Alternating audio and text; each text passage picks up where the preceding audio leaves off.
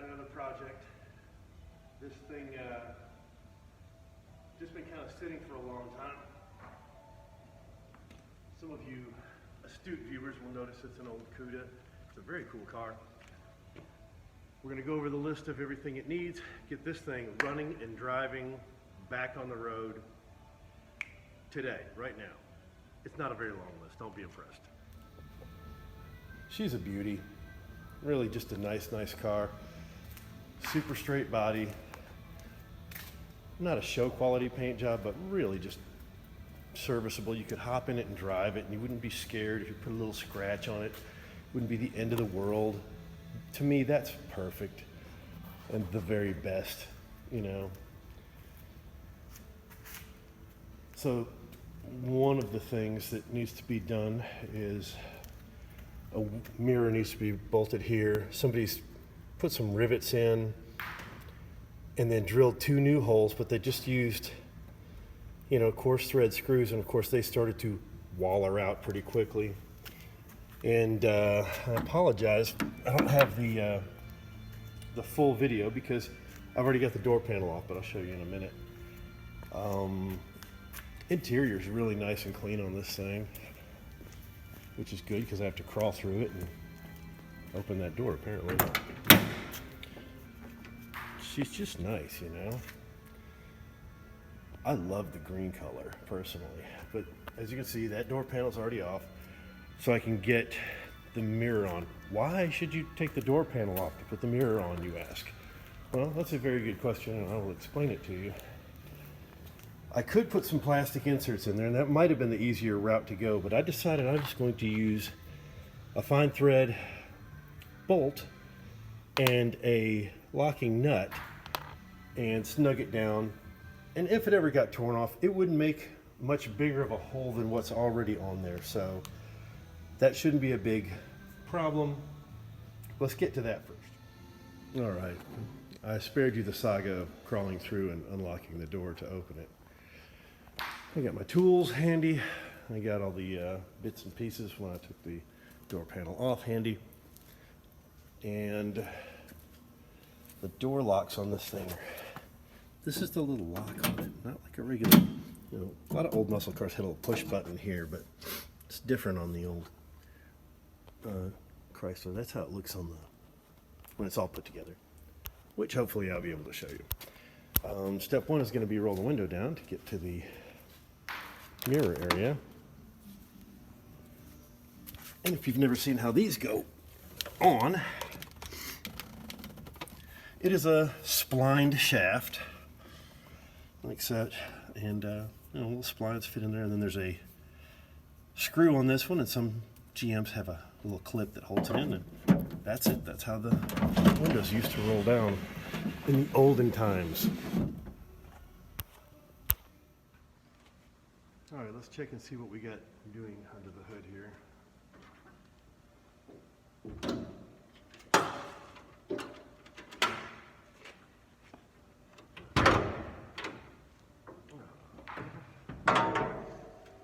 All right, this is the 383 Magnum.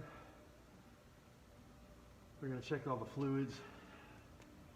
She will run, she doesn't want to idle. We'll give everything a once over and see what it's going to take to be able to hop in and drive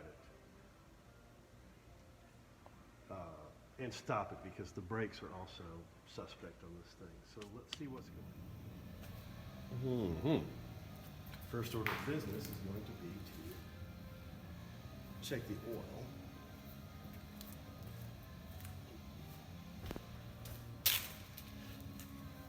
Does it have oil? If it does, how much? The oil is absolutely beautiful. It's not only clean, it's at the right level. So that's excellent. The filter is new.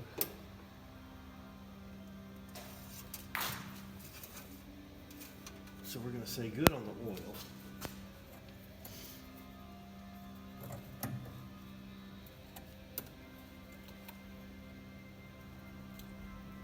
Brake fluid is full. A little cloudy, but it's full. So we're going to get into this carburetor and see if we can figure out why she's not idling. It might be an oil pressure.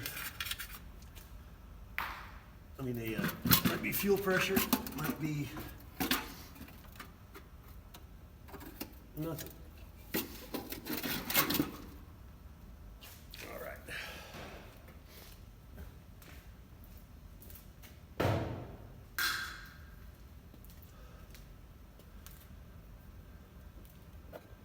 What we apparently have here is an old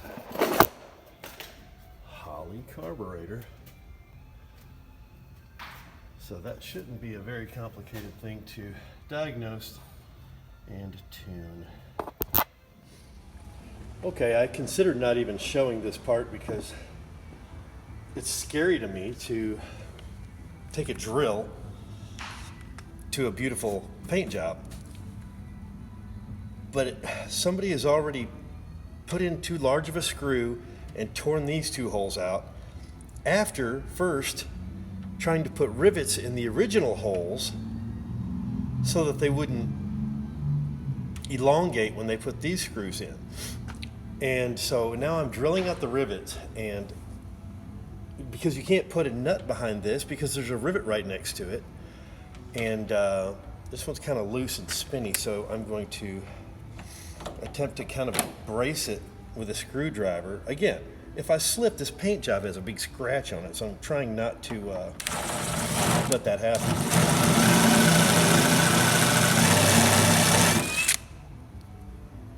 Oh, why wear gloves, people say. I'm actually going to change to a one size smaller drill bit and see if I can just cut the head off the rivet a little bit. I'm going to zoom in a little bit. You can see a little bit more what I'm talking about. Anyway, I decided if I'm going to have to do this scary stuff, you might as well be involved also. Okay, here's our attempt, our first attempt. This is not the correct gasket from the factory. This is a gasket that's just been traced out of gasket material and cut out with a pair of scissors. Again, you don't have to have every fancy tool in the world to do this stuff. There's our bolt run through there, and what I'm going to try to do and I say try, again, this is our first attempt. I'm going to try to hold the nut behind it with a pair of needle nose pliers, guaranteed to make that little click sound when I drop it and never see it again. I got the old man glasses on.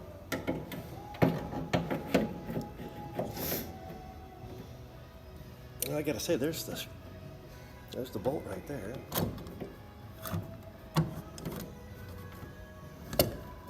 This is really a two-person job, but you see how many of me there are.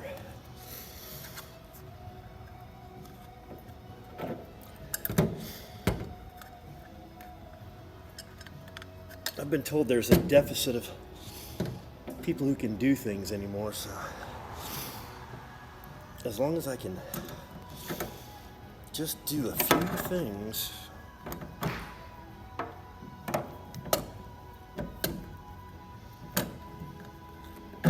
Oh, what a yoga move this is.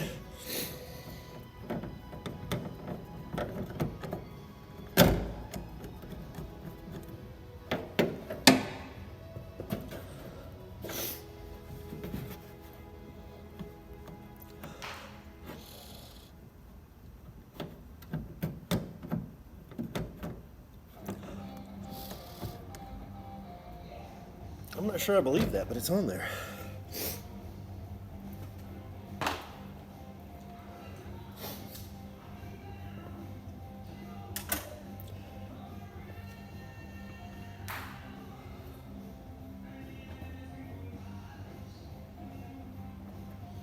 Let's see if I can get the other side in. I'll really be impressed with myself.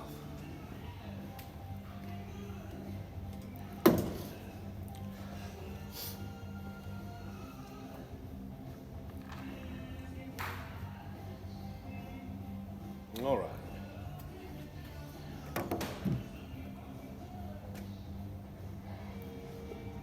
Excuse me.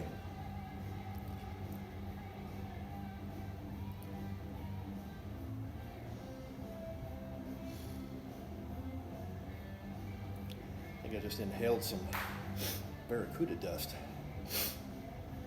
All right, here we go.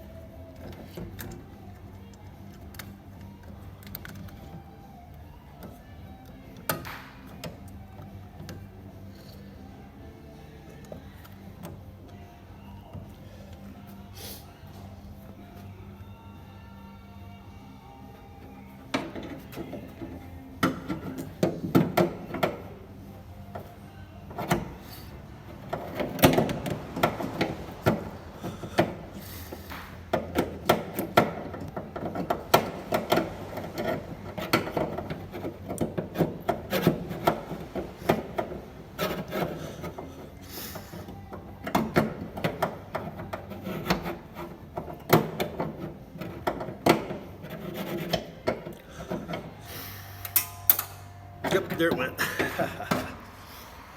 That's the sound we were looking for earlier.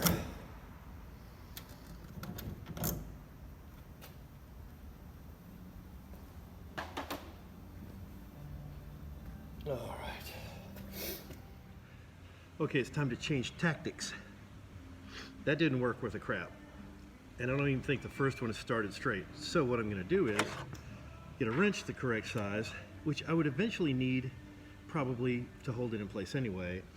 It's got a little angle to it, so I'm just going to tape one side of it really well. So when I hold it up in place, it'll hold firmly. It'll be a little easier to maneuver than needle nose pliers, which are the incorrect things to use anyway.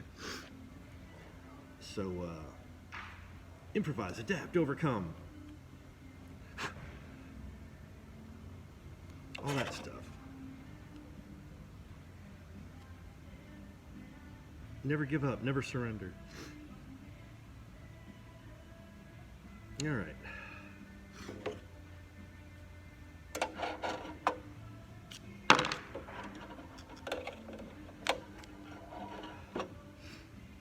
While I'm doing this, I might as well tell you, on one of my other videos, I was extolling all the wonderful qualities of this socket set, but I never mentioned who made it, which I'm not sponsored or anything anyway, but yeah, that nut won't fall through. It doesn't necessarily have to hold it super sticky, but it is enough to keep it from falling out. But this socket set, I have the camera rubber banded to a paint stir stick and clamped in place with a clamp here. It's a Milwaukee socket set, and it's just delightful. All right, let me get you in position. We'll see if we can get this.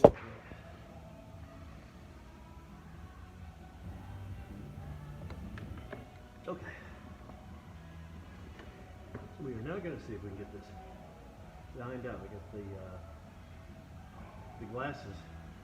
I borrowed them from the old man from the movie Up. With the balloon.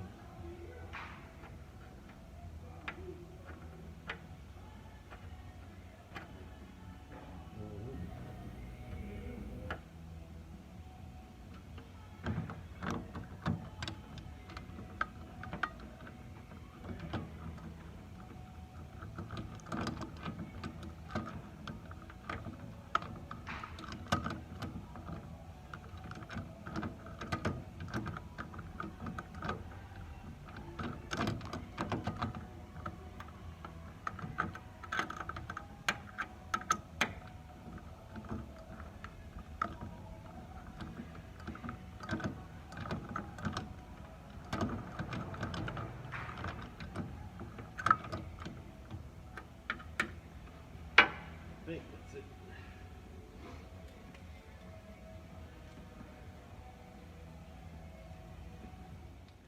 I have to say that was rather satisfying getting that mirror on there.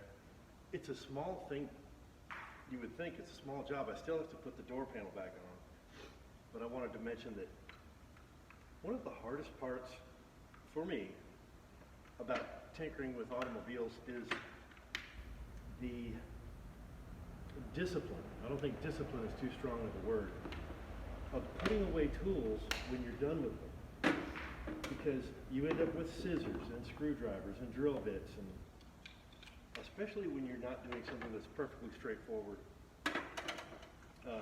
Electrical tape, wrenches. I mean, this was just to put a mirror on. Loctite, clamps, glasses, variety of screw sizes. What's all this? Giant mess. I put 2 screws in a mirror. Anyhow, but it's important that you do that. You keep your stuff organized, and you're in a lot better mood when you go to work on something. Usually in a pretty good mood anyway, but I think there's something wrong with my noggin. All right. All right, let's see if we can get the door panel on there. I took the liberty of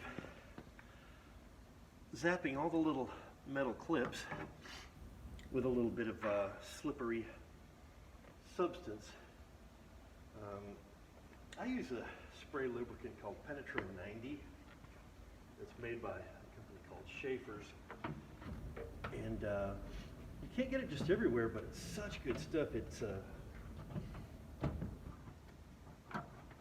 It contains molybdenum. You hear a moly lube or moly grease, moly this or that from time to time from engine builders and people that know what they're doing usually. But that moly is molybdenum, and molybdenum is a super slippery stuff that's right up there with graphite, and it's ideal for hot rod stuff. Nice. Okay, we seem to be pretty lined up. The next part of the project is going to be get the old man glasses and grab something to lie down on. Just 1 second. Okay, I got sidetracked, but I'm back at it now. So I got the top of the door panel in, and it seems to be lining up pretty well. And there's little metal clips at the bottom that sort of look like a piece of barbed wire. And they have almost 2 points to them. So it's kind of hard for them to go straight into the hole they're supposed to go into. They have a little movement. So I'm going to put on my old man glasses that have, ta-da, lights on them. And that should help me line them up. Yep, that one's lined up. See that one, I can wiggle it right in there. Because otherwise, when you start beating on the door panel to put it in, like that, you just end up bending these little things. That one's lined up, that one's lined up. There we go, there we go. And I think I already said, I use a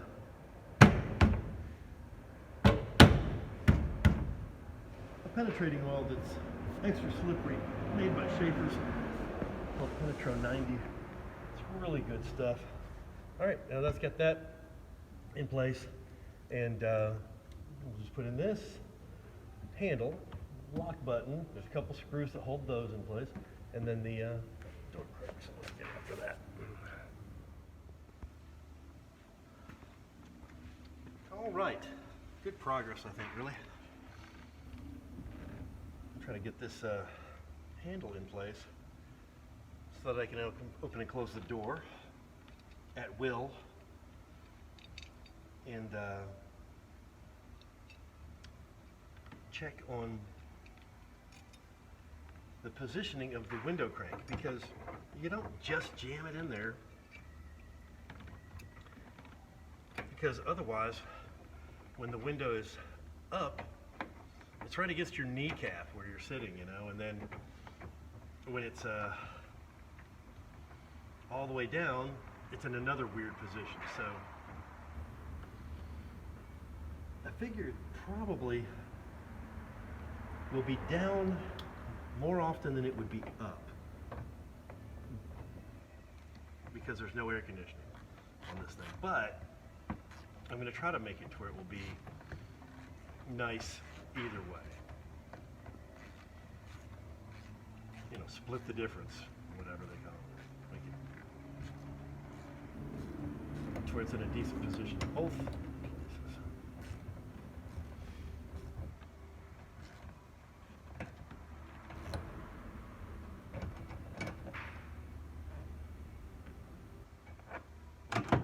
All right. Let's see here.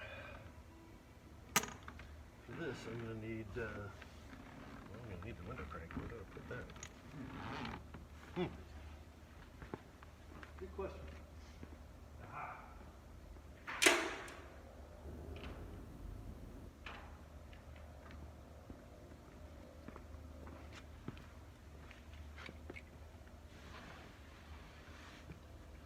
This will be a private matter. 1 second.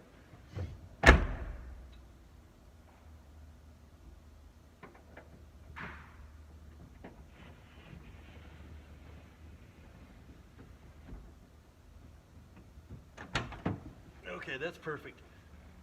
It's down, pointed down when it's all the way down, and it's pointed down when it's all the way up.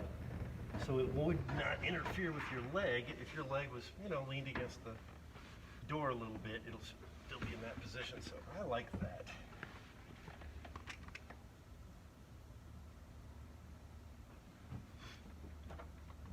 It's not super critical. It might not bother many people. But that's how I would want it to be. And since I'm the one putting it on, I get to put it on how I want it to be. Pardon my sniffing. I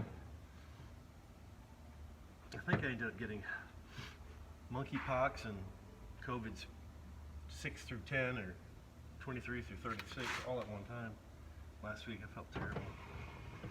There we go. That'll be fine for our test ride in a little bit. Okay.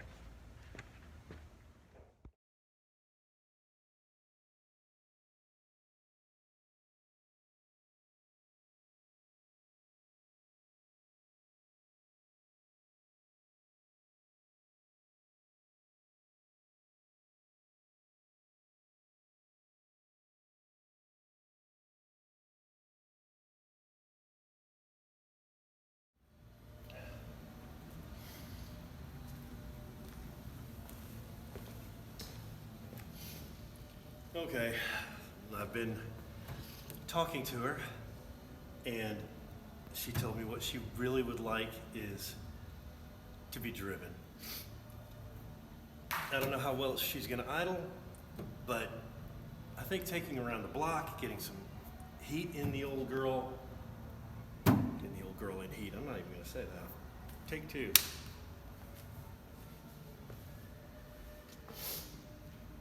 Okay. I have been talking to her, and what she would really like is just to be driven. And that might clear up the carburetor. I'm gonna check the tire pressure, but right now I'm gonna pull her to the door, rev her up.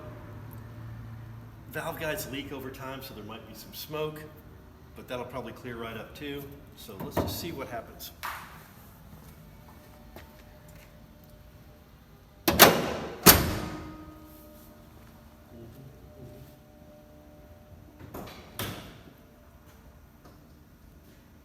Let's just see what happens as soon as I can find the key.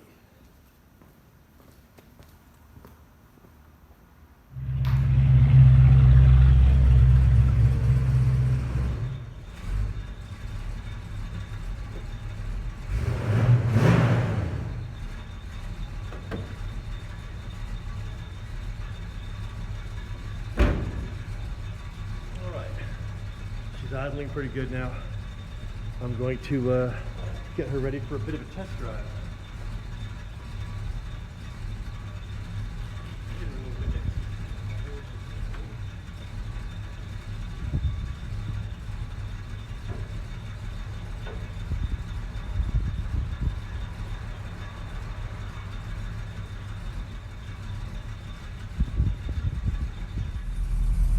Well, she's idling pretty good. When I hold a little RPM though, just get a little bit of a hitch that might smooth out if I put a little fresh gas in there, which I plan to do.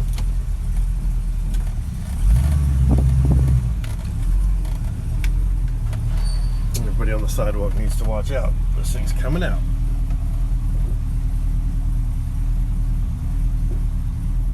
Well, she's running pretty good. Got her out on the road here.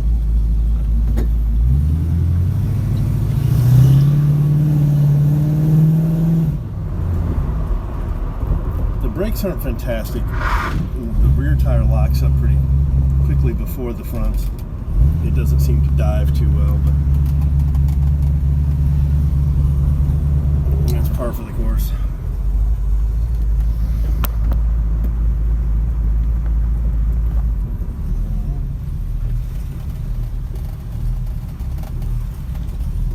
It's a pretty cool looking old ride though, I gotta say. Alright, well that does it for this episode of Hopper's Hot Rods. We get the Cuda back on the road, it runs and drives. I'm going to, in a future episode, adjust the brakes so they will lock up evenly. Today I will probably take it to the gas station and fill it to the brim with fresh gas, drive it about 8 miles or so just to get everything circulating, make sure there's no odd leaks or anything. But thank you for watching. On to the next project.